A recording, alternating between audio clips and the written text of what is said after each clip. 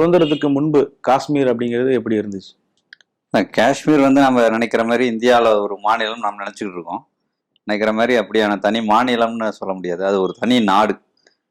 47 August 15 நமக்கு விடுதலை சுதந்திரம்னு பேசிக்கிட்டு இருக்கோம். அன்றைய நாள் காஷ்மீர் தனி நாடாகத்தான் இருந்தது. இப்போ காஷ்மீரனுடைய வரலாறு பார்த்தோம்னா அதுவும் அந்த தனி நாடு என்பது ரொம்ப ஆண்டுகளாக, பல ஆயிரம் ஆண்டுகளாக தனி நாடாக இருந்த பகுதி அது. இப்போ 1500களெல்லாம் பார்த்தோம்னா அப்போ தான் அவங்களுக்கு இஸ்லாமியர்கள் அங்கே இப்போ பெரிய அளவில் மத மாற்றம் இதெல்லாம் நடந்து அங்கே ஒரு இஸ்லாமிய பாப்புலேஷன், இந்துக்கள் பாப்புலேஷன் இதெல்லாம் வருது. அங்கே மன்னர் ஒரு இந்துவாக இருக்கிறார். ஹரிசிங்னு ஒரு மன்னர், பெரிய அளவில் இஸ்லாமியர்கள். இப்போ இப்படியான இடம் தான் அங்கே காஷ்மீரில். அந்த காஷ்மீரில் தனி நாட்டுக்கான தனி நாடாகவே நம்ம இருக்கணுன்ற உணர்வு தான் அதிகம். இந்து முஸ்லீம் என்பதை தாண்டி காஷ்மீரி என்ற உணர்வு தான் அந்த மக்கள்கிட்ட இருந்தது. அந்த உணர்வு தான் அங்கே இருந்த மன்னராட்சியை எதிர்த்து போராட வைத்தது. அந்த மன்னராட்சி எதிர்த்த போராட்டம் அங்கே தொடர்ந்து நடந்துகிட்டே இருக்கு. 1930களில் பார்த்தோம்னா மிகப்பெரிய அளவில் எழுச்சி நடந்து, அந்த எழுச்சியில தான் ஷேக் அப்துல்லா போன்றவர்கள்லாம் அரசியலுக்கு வராங்க. அங்கே மன்னராட்சியை எதிர்த்த போராட்டம். அந்த மன்னராட்சி என்பது என்னன்னா, ஒரு இந்துவா இருந்ததுனால இஸ்லாமியர்களை புறக்கணித்த ஒரு ஆட்சியா நடந்தது. இப்போ ஒரு 1931 நில மானியம் கொடுக்குறாரு அந்த மன்னர். 23 நிலமானியம் கொடுக்குறாரு. அதுல 21 நிலமானியங்கள் இந்துக்களுக்காக வழங்குறாரு. 2 மட்டும்தான் அங்க காஷ்மீரி முஸ்லீம்களுக்கு வழங்கலார். இதெல்லாம் அவங்க கிட்ட ஒரு பாகுபாட்டை ஏற்படுச்சுது. அதே மாதிரி அந்த காஷ்மீரிக்கான படை பிரிவுகள்ல இஸ்லாமியர்கள் புறக்கணிக்கப்பட்டாங்க. இதெல்லாம் அந்த இஸ்லாமிய இளைஞர்கிட்ட ஒரு கோபத்தை அந்த மன்னராட்சிக்கு எதிரான போராட்டமா பெரிய அளவில் நடத்தினாங்க. அந்த போராட்டத்தினுடைய நீட்சியா அந்த காஷ்மீரி பகுதி என்பது தனி நாடாகத்தான் இருக்கணும் என்ற உணர்வு இருந்துச்சு. இந்தியா பாகிஸ்தான் பிரிவினை வந்த பிறகு ஜின்னா காஷ்மீர் அதிகமாக இஸ்லாமியர்கள் இருப்பதாவது அது பாகிஸ்தானோட சேரணும்னு விரும்பினார்.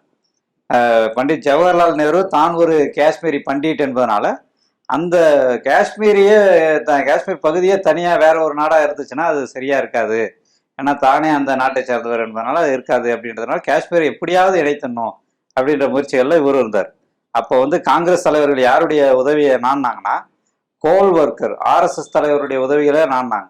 என்னன்னா காஷ்மீர் இணைக்கிறதுக்கு.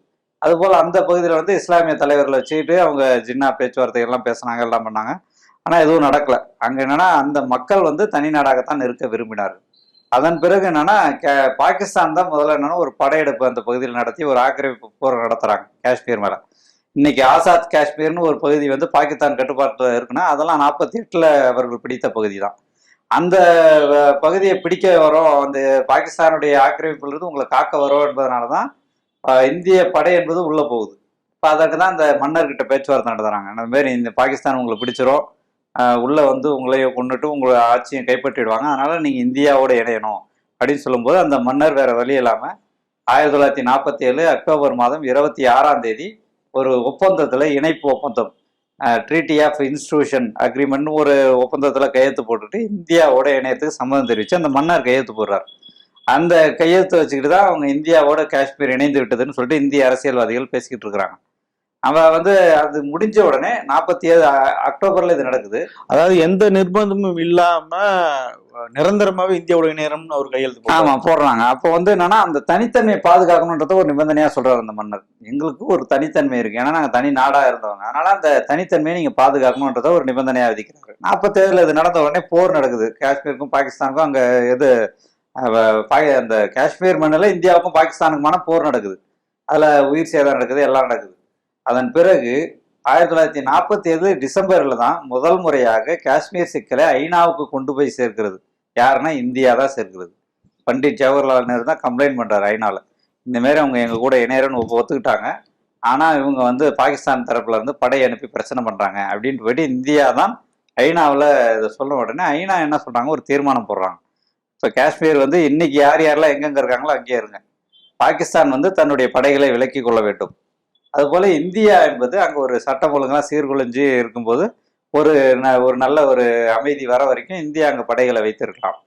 அடுத்தது, அந்த காஷ்மீரி மக்கள் இந்தியாவோடு இணைய விரும்புகிறார்களா, பாகிஸ்தானோட இணைய விரும்புகிறார்களா, இல்லை தனி நாடாகவே இருக்க விரும்புகிறார்களா, இதை பற்றி அறிவதற்கான ஒரு கருத்து வாக்கெடுப்பு, பிளிபிசைட், அது நடத்தப்பட வேண்டும் அப்படின்றதான் அந்த தீர்மானம் 47 போடுறாங்க. அந்த தீர்மானத்தை பல முறை 2 தலைவர்களுமே வலியுறுத்தும். பாகிஸ்தான் தலைவர்களும் வலியுறுத்துறாங்க, நேருவும் வலியுறுத்துறாரு. 53 பாகிஸ்தான் தலைவரும் இந்திய பிரதமர் நேருவும் அப்போ வந்து பாகிஸ்தான் பிரதமர் வந்து முகமது அலி போக்ரான்னு சொல்லிட்டு அவங்களும் நேருவும் வந்து கூட்டறிக்கை வெளியிடுறாங்க டெல்லியில. இந்த மாதிரி விரைவில் அங்கே வந்து கருத்து வாக்கெடுப்பு நடத்தி யார் எங்கே இருப்பது காஷ்மீர் மக்களுடைய கருத்தை கேட்டுக்கிட்டு தான் நம்ம செயல்படுவோம் அப்படின்றாங்க. 59லையும் வந்து இந்தியா வந்து ஐநா சபையில் அதை ஒத்துக்குது. இப்படியெல்லாம் செஞ்சவங்க என்ன பண்ணிட்டாங்கன்னா, நேரு கடைசியில் என்ன பண்ணிட்டாங்கன்னா, இதெல்லாம் சொல்லிட்டு கடைசியில் ஒரு தேர்தல் மாதிரி இவங்களாம் ஒன்று நடத்தி அதுதான் கருத்து வாக்கெடுப்பு அப்படின்னு சொல்லிட்டு இவர்களுக்கு எங்கெங்கெல்லாம் சாதகமாக இருக்கும் முழுமையாக நடத்தப்படாமல் ஒரு இடத்துல வந்து தேர்தல் நடத்திட்டு இந்திய மக்களவை தேர்தலுக்கு ஒரு பிரிவு மாரி நடத்திட்டு அதை வந்து அதுதான் கருத்து வாக்கெடுப்புன்னு இதை முடிச்சிட்டாங்க. அதுல இருந்து காஷ்மீரி மக்கள் தாங்கள் இந்தியாவால் ஏமாற்றப்பட்டோம் அப்படின்ற உணர்வையே போராடிட்டு இருக்காங்க. இப்போ அதுதான் வந்து 80களுக்கு பிறகுதான் அந்த ஆயுத குழுக்கள்லாம் வருது.